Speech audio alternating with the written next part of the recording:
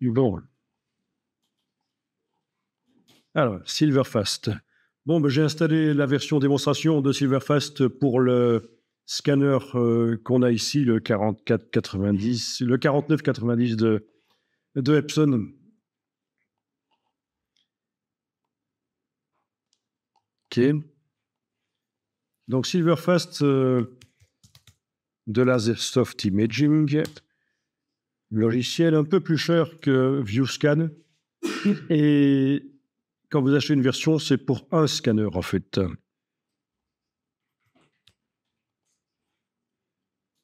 Il faut aussi des versions de Silverfast pour scanner des radiographies, bon, des choses assez particulières quand même.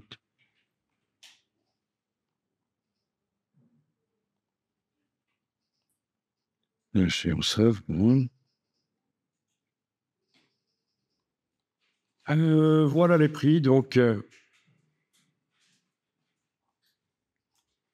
version standard édition de Silverfast 8, 49 €. La version plus à 119 €. La version AI Studio à 299. Version pour les rayons X, 500. On va les voir parce que on va aller voir les différentes choses.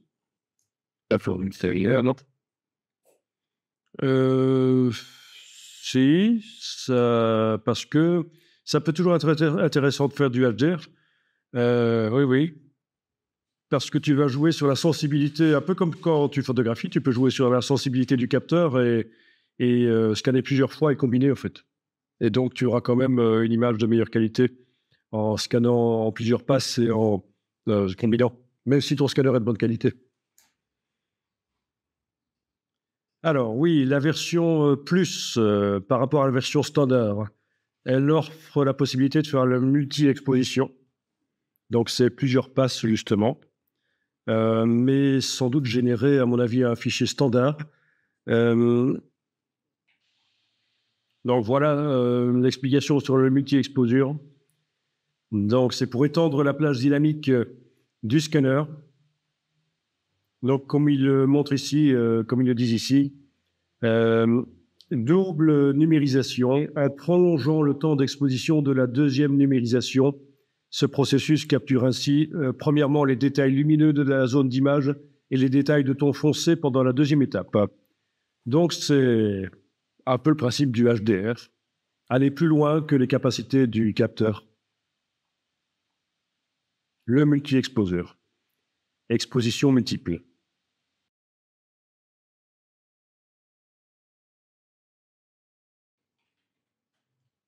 Il y a les outils Kodachrome en plus, certainement les profils de films. Donc les fonctions Kodachrome pour traiter spécifiquement les diapositives Kodachrome, supprimer la dominante bleue.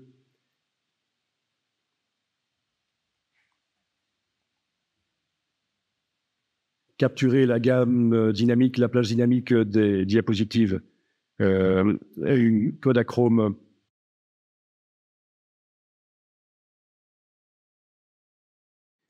Optimisation auto-adaptative du contraste. Donc voilà les choses en plus dans la version Silverfast 8 Plus.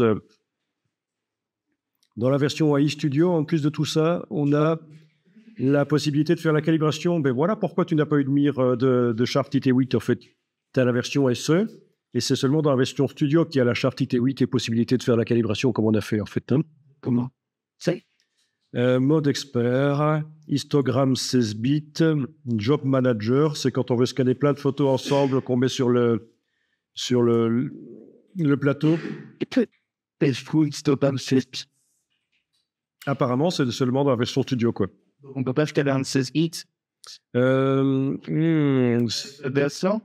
Si, on peut scanner en 16 bits, mais pas voir l'histogramme en 16 bits, sans doute. Et sur Photoshop, on peut le voir. Oui. Ok. Donc voilà, histogramme en 16 bits. Donc, Silverfast Studio offre un histogramme avancé en 16 bits avec des fonctions experts supplémentaires. Réglage du point noir, blanc, des médiantes, histogramme sur les canaux de couleurs combinés ou séparés, mode couleur RVB ou CMY, disposition des canaux de couleurs de manière additive, séparée ou transparente, élimination des dominantes de couleurs, compression de l'espace colorimétrique.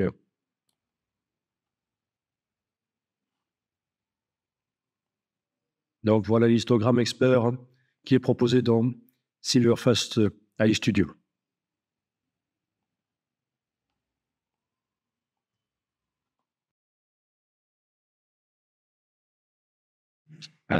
OK.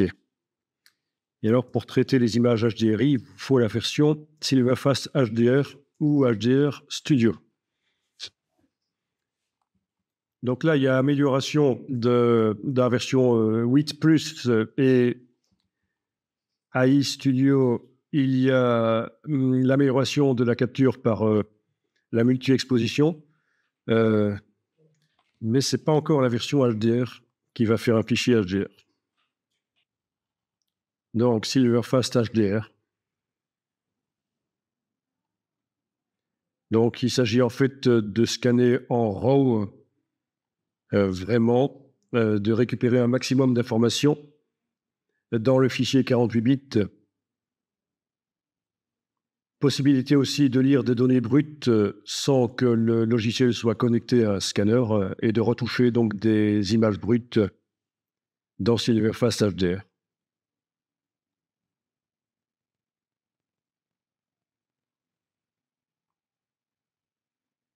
Et puis le HDRI avec donc prise en compte de la couche infrarouge qui va permettre donc de supprimer notamment les griffes et poussières des images.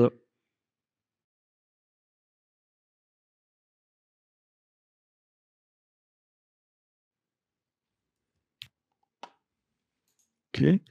Donc, mon numéro de série qui m'ont livré pour la version de démonstration, juste pour que je puisse tester, en fait. Hein. Rien. Déverrouiller. OK. Donc, type d'original. Réflexion, transparence. Donc, ici, j'ai mis une charte IT8 donc opaque sur papier photo dans un scanner. Donc, je vais faire un scan à réflexion. Positif ou négatif. Dans ce cas-ci, dans le cas d'un original opaque, c'est du positif, forcément. Et le reste est grisé. Type d'image que je veux au final. Alors, le scanner est 48 bits, c'est-à-dire qu'il capture des milliards de nuances, 32 000 nuances par canal. OK. Quand on multiplie 32 000 par 32 000 par 32 000, on obtient beaucoup de nuances possibles. Donc, ce n'est pas un scanner 24 bits comme on avait dans les années 80-90, qui capturait 16 millions de nuances. 256 par canal. 256 fois 256 fois 256 nous fait 16 millions. Ici, on est en 32 000 nuances par canal, donc en milliards de couleurs. Ça, c'est 48 bits, donc c'est le scanner. Si on le règle en 48 vers 24, ça veut dire qu'en sortie, il va faire une image 16 millions de couleurs. Ce qu'on appelle une image 8 bits par canal, ou une image 24 bits. 3 fois 8, 24. Alors, c'est pas génial de faire ça, sauf si on est très pressé de générer beaucoup d'images et de les utiliser rapidement. Mais si votre idée est de retoucher dans Photoshop, vous avez intérêt à passer à ceci. Vous scannez en 48 bits et vous produisez un fichier 48 bits. Votre image dans Photoshop, elle aura 16 bits par canal, donc 32 000 nuances par canal au lieu de 256. Est-ce que vous suivez le raisonnement ? Vous avez la même chose pour quand on scanne en niveau de gris. Le scanner est 16 bits pour le niveau de gris. Il va générer une image 8 bits niveau de gris dans ce cas-là, mais j'ai intérêt à scanner en 16 bits et produire un fichier 16 bits. Du niveau de gris à 32 000 nuances. Pour retoucher après, ce sera mieux. Bon. Le niveau de gris, vous pouvez aussi, si vous avez un original gris, vous pouvez aussi le scanner en couleur, c'est pas un problème. Hein. OK. Et alors, on a les options HDR 48 bits et 16 bits pour produire un fichier haute résolution avec plus de nuances encore dedans, capturées. Bon, ben déjà, ça répond à une question, on avait déjà répondu un peu tout à l'heure, hein, mais déjà, là, tu sais que pourquoi il était marqué 16 vers 8. Alors, il y a aussi 16 vers 1, c'est pour créer une image, un fichier qui ne contient que des pixels noirs ou blancs. Donc, typiquement, quand on scanne du texte, par exemple, des dessins, et on veut automatiquement que ça se contraste. Mais franchement, on ne va pas faire ça, hein. On va plutôt scanner en gris ou en couleur et faire un traitement dans Photoshop. Il y aura plus de contrôle pour transformer pour nettoyer les dessins, les cartes et toutes choses comme ça. OK. Alors, dimension de l'image. Oui, vous avez la résolution, le DPI, le pixel par pouce. Bon. Actuellement, on est en 100% d'agrandissement. Le cadre qu'on voit ici en rouge fait 19 cm sur 26. Je peux le prendre, le réduire autour de ma charte ici, en imaginant que ce soit une photo. Voilà. 18 sur 13 cm. Voilà. Donc, c'est ce qu'on a en entrée ici. 18 sur 13 cm. Et c'est le taux d'agrandissement ici. 200%. Ça va me doubler les dimensions, évidemment. 50, ça va me les diminuer par 2. Bon. Ouais, du coup, Selection Gate, 300 dp. Mais en dessous, il y a la résolution. Pourquoi c'est différent? On ne peut pas rester sur 300 dp. Bon, c'est logique, hein. Si je pars d'un original et que c'est réglé en 300 pixels par pouce, je dis que je veux, sur une distance d'1 pouce, capturer 300 pixels. Mais je dis que ici, je réduis au final la dimension par 2. Ça passe à 150. OK? Oui, on ne sait pas descendre en dessous. Non, on ne sait pas descendre en dessous des 100 pixels par pouce, apparemment. Voilà. Si je double les dimensions, on passe en 600 pixels par pouce. Bon. En fait, on peut rester en 100% et aller choisir ce qu'on veut ici. Puis après, dans Photoshop, on va travailler. On va faire ce qu'on va faire tout à l'heure. On va faire quelques petits essais pour bien comprendre comment ça fonctionne. Quelle est la résolution optique du scanner? C'est ça la question qu'il faut se poser. Résolution optique, quelle est la précision maximale du capteur de ce scanner? Bon, ben ça, pour le savoir, il faut aller faire un petit tour sur le web et aller se renseigner.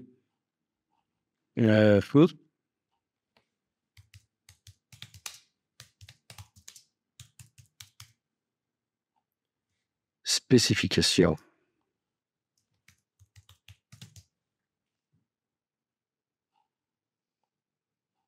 « 4800. Donc, ça, c'est la résolution optique du scanner. OK, tiens, il peut même aller jusqu'à 9600 dans un des deux sens, avec un système de micro-pas. Oui. Ça, c'est par interpolation du logiciel de pilotage, donc ça ne sert à rien. C'est comme quand on multiplie les pixels dans Photoshop, en fait, hein, aller jusqu'à 12800, ça n'a pas d'intérêt. Donc, c'est pour ça que je suis allé me renseigner sur la résolution optique du scanner, et pour savoir quel est le maximum de DPI que ça vaut la peine d'aller mettre, en fait. Hein. Et évidemment, si vous scannez du 35 mm, ça vaut la peine de monter jusqu'à 4800 pour avoir le maximum de ce que votre scanner peut faire. Voyons un peu, 4800 pixels par pouce avec une entrée qui aurait donc 24 mm. 24 mm. On va mettre en millimètres ici.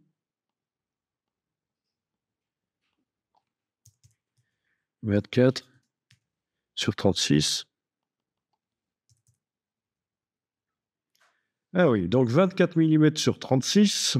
Bon, c'est pas vraiment la zone de l'image sur le film, mais bon, ça correspond à peu près. 24 mm sur 36 avec la résolution optique maximale du scanner vous fait quand même un fichier de 185 mégas. En 48 bits. Par contre, si vous demandez de le transformer en 24 bits, c'est la moitié. Évidemment, il y a moitié moins d'informations dans le fichier. On passe à 92. D'accord? Logique, hein? Là, il va générer vraiment un fichier avec 16 bits par couche. Ça veut dire que chaque pixel dans chacune des couches est défini par 16 interrupteurs informatiques. C'est ça qu'on appelle les bits, hein? C'est des binary digits, ce sont des interrupteurs informatiques. Chaque pixel dans chacune des couches est défini par 16 interrupteurs informatiques quand on scanne en 48 bits. Fichier 2 fois plus gros que quand on scanne en 24 bits. N'hésitez pas si vous avez des questions, il n'y a pas de questions stupides, hein. Bon, donc ici, je vais remettre le cadre un grand comme ça. Techniquement, je peux scanner cet opaque avec 4800 pixels par pouce, mais ça me fait quand même un fichier de 4 Go 88. C'est absolument inacceptable, ça va prendre trop de temps, et de toute façon, ça vous vaut la peine, il n'y a pas assez de détails sur l'original. Hein, c'est pas du microfilm que je scanne, c'est pas un truc super détaillé, hein, c'est un papier photo, donc j'ai pas envie de voir la forme du grain vraiment dans tous ces détails, hein. On est d'accord, hein. Donc voilà, calmos sur le DPI. Alors, il faut trouver un bon compromis, quoi.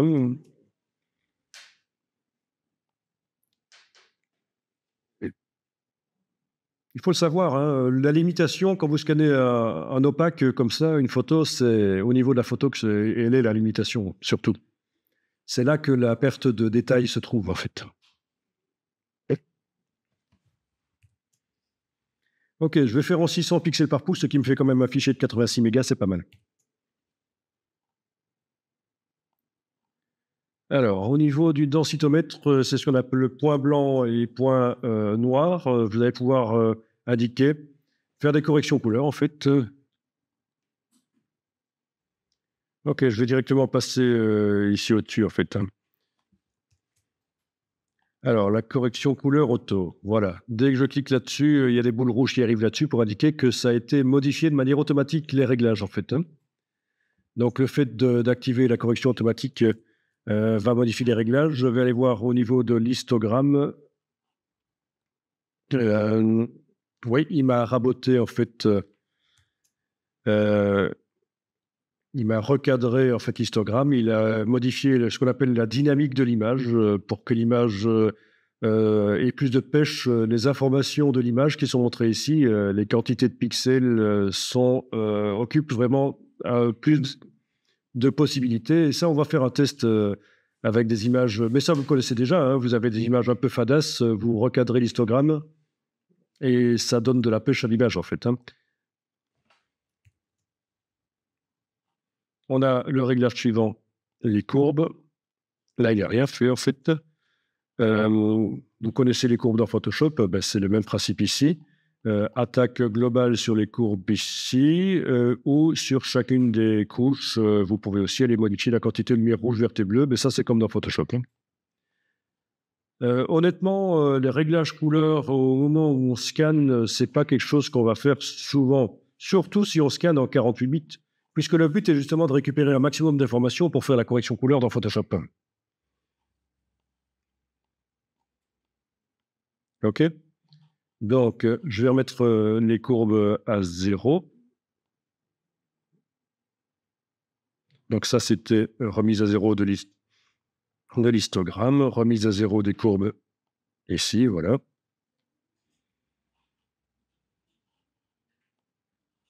De toutes les courbes. Voilà.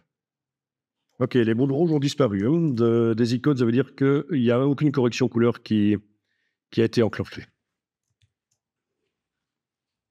Alors, correction couleur globale. Une autre manière donc de corriger les couleurs, plus intuitive. Je remets à 0. Correction couleur sélective, on va pouvoir cibler une couleur en particulier. Plus vert si je tire au départ de là. Et si je tire au départ de là, moins vert. OK? Moins vert ou plus vert.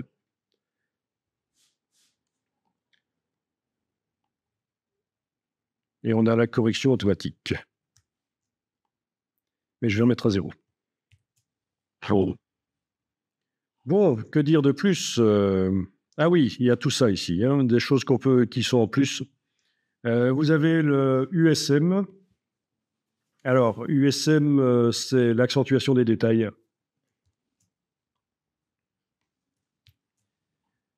Par masque flou. Bon, on en a déjà parlé peut-être, le système du négatif flou et inversé? Non? Bon, c'est un vieux système de labo photo pour donner de la netteté dans les photos, en fait. Je vous explique après, vous pourriez même tester, et ça pourrait être amusant de réessayer cette vieille technique de l'accentuation par masque flou. Dans les meilleurs logiciels de pilotage de scanner, on peut se servir d'une des couches comme masque, en fait. Et là, visiblement, je ne vois pas possibilité de choisir une des couches, rouge, vert ou bleu. C'est en fait comme dans Photoshop. On a l'intensité, le rayon et le seuil. Je vous explique ça après dans Photoshop. Bon, franchement, il faut pas faire ça au moment où on scanne. Il vaut mieux faire des scans bruts. N'utilisez pas le logiciel de pilotage du scanner pour corriger les photos. Faites des scans bruts et faites les corrections après dans Photoshop. Parce que, par exemple, si je mettais une accentuation de détail au moment où je scanne, si pour retirer l'accentuation de détail, pour revenir à quelque chose d'un peu moins dur, un peu plus flou, eh bien, ça va être très difficile. Tandis que dans Photoshop, vous pourrez mettre ça sur ce qu'on appelle un objet dynamique.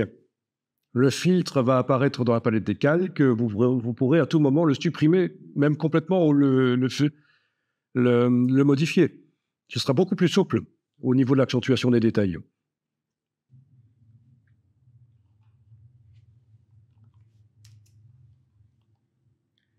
OK.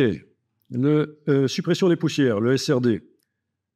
Là aussi, c'est un système que vous allez pouvoir utiliser dans Photoshop. Il va détecter les poussières en fonction de leur dimension, mais il va supprimer aussi des détails fins dans l'image. Donc, ne faites pas ça. Alors, avec certains scanners, vous aurez SRD qui vous permettra de faire un passage infrarouge et donc de repérer les poussières par un passage infrarouge, en fait. En plus du passage rouge, vert et bleu pour capturer les couleurs de l'original, il y aurait un passage infrarouge. Je vous en ai parlé et il faut que le scanner permette de faire ça, en fait. Hein.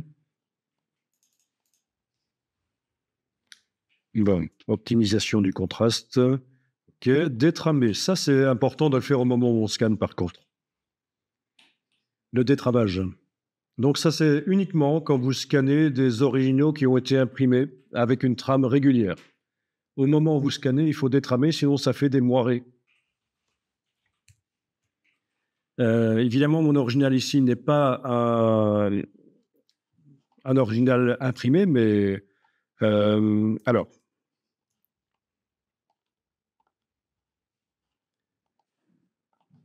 D'abord, trame, en anglais, c'est screen. Tout le monde voit ce qu'est une trame. Donc, on imprime avec 4 trames inclinées à des angles différents et ça forme des espèces de rosettes. C'est ce que vous voyez sur les magazines quand vous regardez de près. Des espèces de rosaces comme ça, de rosettes.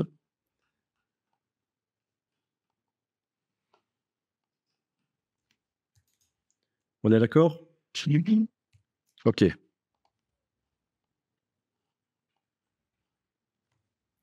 Et donc, c'est un réseau régulier de points qui est sur le papier. Le capteur est également un réseau régulier pour capturer la lumière. Hein, les photosticks du capteur du scanner sont disposés de manière régulière. Et donc, quand 2 réseaux réguliers se rencontrent, il y a moirage. Vous connaissez les moirés, le moirage?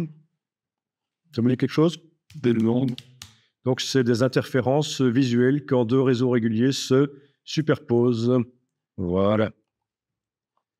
Ici, on a 2 réseaux réguliers de lignes qui s'entrecroisent et ça crée des dessins, des moirés.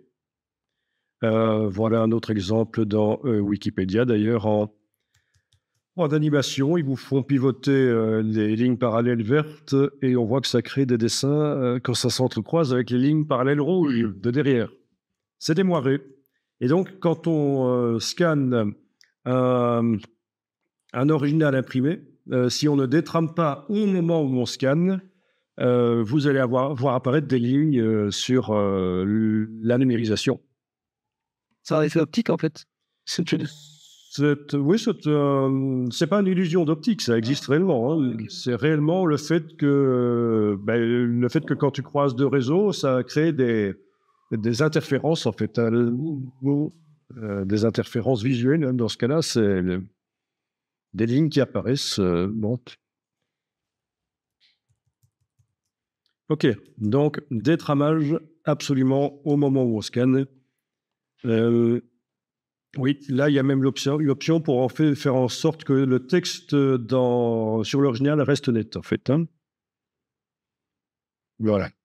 Donc, parce que le texte... OK, quand on scanne une page, on n'a pas envie que le texte devienne flou, parce qu'en fait, ça va rendre flou. Hein, ça va rendre flou l'image. Hein. OK. Il va falloir indiquer, pour que ça fonctionne bien, la linéature, LPP, c'est-à-dire le nombre de lignes de trame qu'on a sur une distance d'1 pouce. Typiquement, pour les magazines, ce sera 150 lignes par pouce. Reproduction artistique, on est au-delà de la qualité des magazines, 175 lignes par pouce. Oui, magazine ici, ils ont marqué 133. Oui. Journal, 85 lignes par pouce. Hein. Donc forcément, plus le papier est de moins bonne qualité, si le papier n'est pas de bonne qualité, on ne sait pas faire des lignes très fines de trame. On est obligé de faire de la grosse trame, des points qui sont espacés assez forts.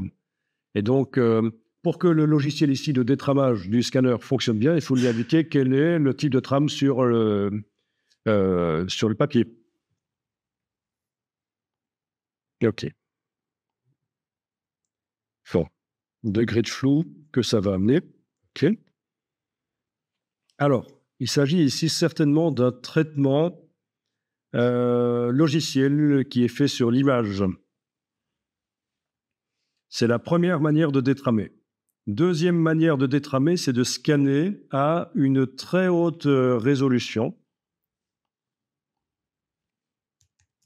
1800 pixels par pouce, 2400, 3600. Et dans Photoshop, vous faites le détramage simplement en réduisant la taille de l'image. Donc, le fait de scanner très précisément, vous capturez vraiment le détail de tous les points de trame qui sont sur le papier. Et dans Photoshop, quand vous réduisez, ça va faire la moyenne. Sauf que le problème, c'est que ça fait des fichiers géants, ça va vous prendre énormément de temps pour scanner. Vous avez intérêt à faire ça sur une deuxième machine pendant que vous travaillez à autre chose sur une machine principale. Donc cette manière-là fonctionne, de scanner en très haute résolution et de réduire dans Photoshop, mais ça prend du temps.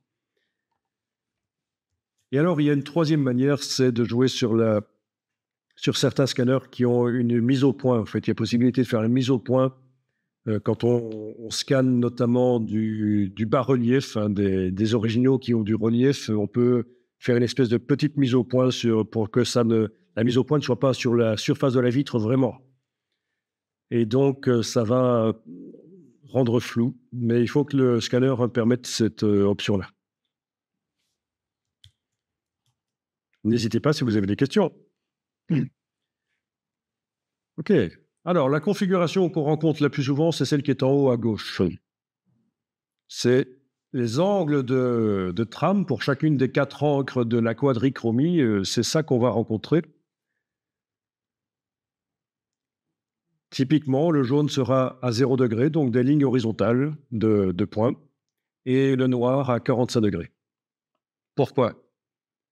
Parce que l'angle de trame que l'œil humain repère le moins, en fait, pour lequel il détecte le moins la présence, c'est 45 degrés. Et l'angle de trame que l'œil humain repère le mieux, c'est 0 degré. Donc, c'est-à-dire les points, quand ils sont mis en horizontal, l'œil humain est très fort pour les voir. Quand ils sont mis à 45 degrés, l'œil humain n'est pas très fort pour les voir.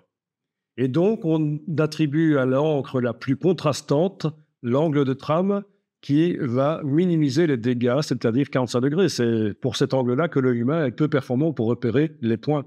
Quand ils sont mis à 45 degrés, vous voyez la logique? Et on met à l'encre la moins contrastante, le jaune, l'angle de trame pour lequel l'œil humain est le plus performant pour détecter les points. puisque de toute façon, jaune sur blanc, c'est peu contrastant, ça ne pose pas de problème. OK, ça marche? Donc, l'encre, le canal noir en offset ce sera un angle de trame à 45 degrés, très souvent.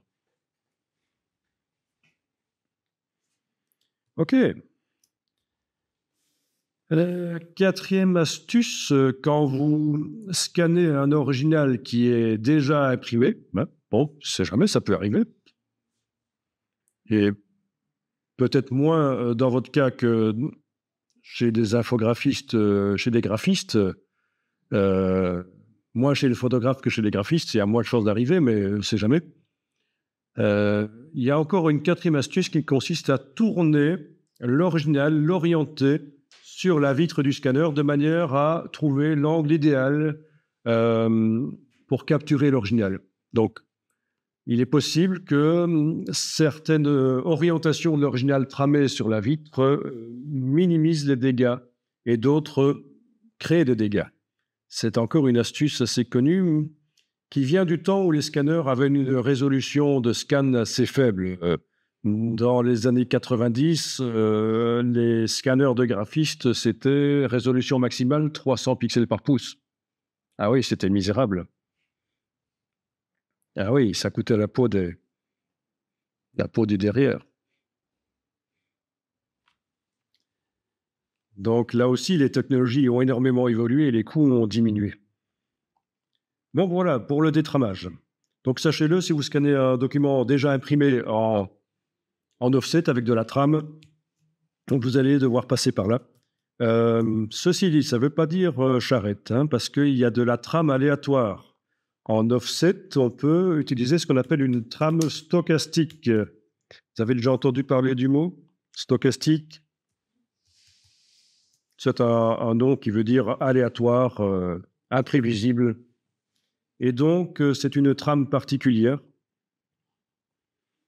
qui... ben voilà, on a une bonne comparaison entre une trame régulière, là, et une trame stochastique en bas. Donc, quand on regarde ça de loin, ça donne des échelles de gris semblables. Mais de près, évidemment, la trame n'est pas la même. OK. Je me suis perdu. Et donc, en offset, c'est possible. Trame stochastique aléatoire ici, trame régulière là. Oui, ce qu'on appelle la trame de demi-teinte. Oui.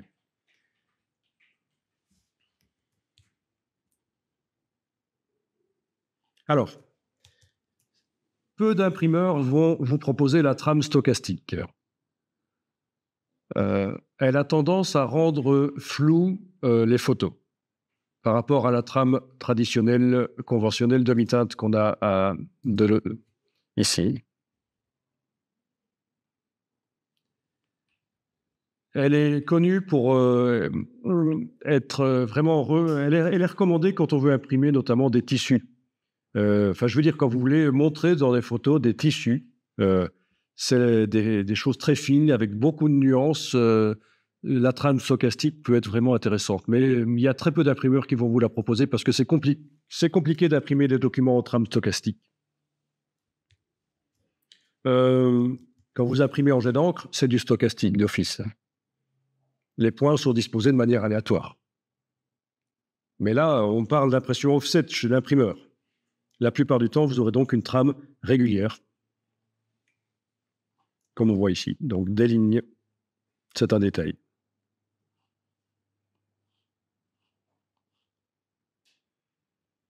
OK.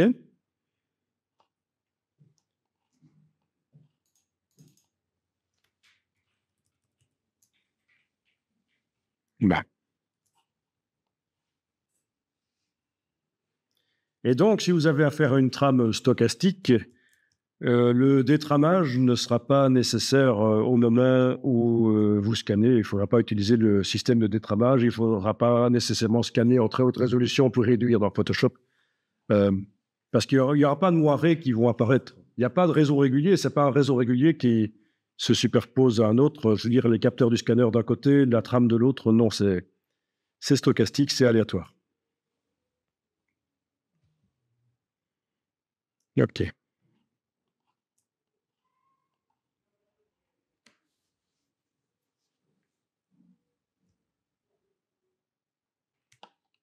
Alors, vous savez pourquoi on appelle ça une trame de demi-teinte?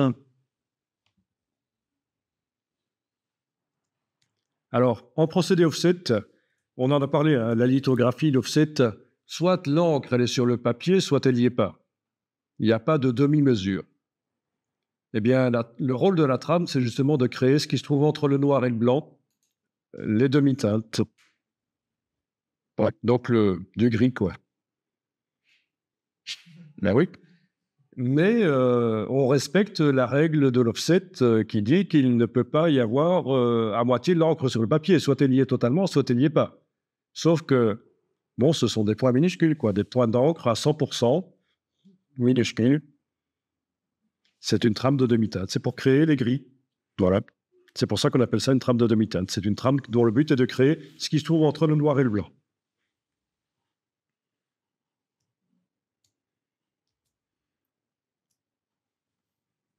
OK. Étalonnage IT8. Donc, on l'a fait tout à l'heure dans ViewScan. Ici, on ne pourra pas le faire dans la version démo, mais Silverfast permet.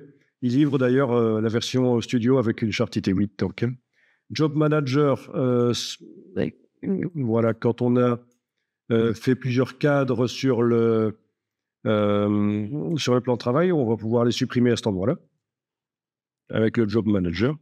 Et un peu dans le on peut se enregistrer un profil spécifique. Ah, mais chaque cadre peut avoir un réglage différent, oui. Et alors, on peut mettre plein d'originaux sur la vitre et les scanner.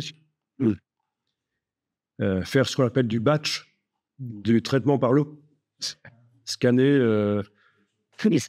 Donc, on règle, on met tous les originaux, on règle tous les cadres, et puis on lance ça, et puis ça peut prendre quelques dizaines de minutes, et ça travaille tout seul. Et on peut même déplacer normalement, que je vois un peu. Tiens, normalement, dans certains logiciels, on peut déplacer une fois que c'est fait. Ça, c'est le bouton lecture pour lancer le batch, en fait, hein, pour lancer le scan de tous les cadres, en fait. OK.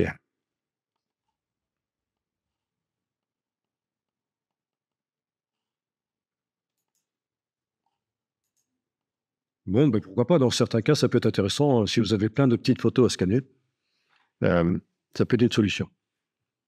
Bon, ceci dit, dans Photoshop, je vous l'ai déjà dit, vous pouvez scanner l'entièreté de la surface, mettre toutes vos petites photos, et Photoshop a une fonctionnalité qui permet de tout séparer en petites images, en fait. Hein.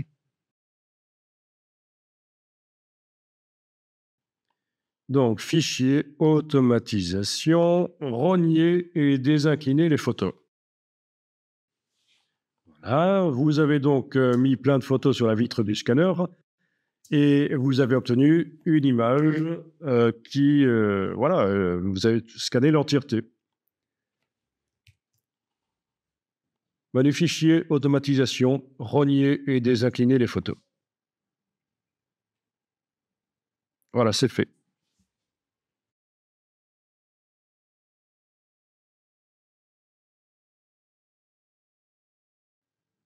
D'accord? Il vous a créé 3 images avec les photos remises droite et extraites du grand plan original.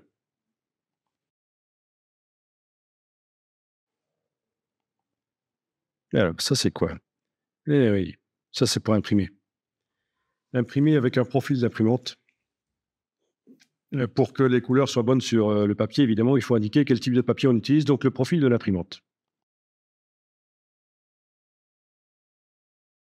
Ah oui, et puis il y avait un truc qui aussi, c'était scanner en CMJN, qui est un truc assez particulier dans Silverfast, parce qu'on a l'impression, quand on regarde ça, qu'on ne sait scanner qu'en RVB, en fait. RVB au niveau de gris. Mais où est le scan CMJN? C'est quand même bizarre, un logiciel de pilotage de scanner qui ne permet pas de scanner en CMJN. Et en fait, il y a une astuce dans les préférences CMS, il faut dire qu'en sortie, on ne veut pas du RGB, mais on veut du Color Sync. Mais Color Sync, ça ne veut rien dire, c'est le système de gestion des couleurs. Donc, il faut préciser quelle est la sortie qu'on veut. Si dans sortie imprimante ici, j'indique un profil CMJN, ça va me faire une image CMJN. Voilà. Euroscale Coated, par exemple. Je rescanne. OK. J'ouvre avec Photoshop. Et voilà, j'ai une image pour de l'Euroscale Coated. C'est du CMJN pour Euroscale Coated.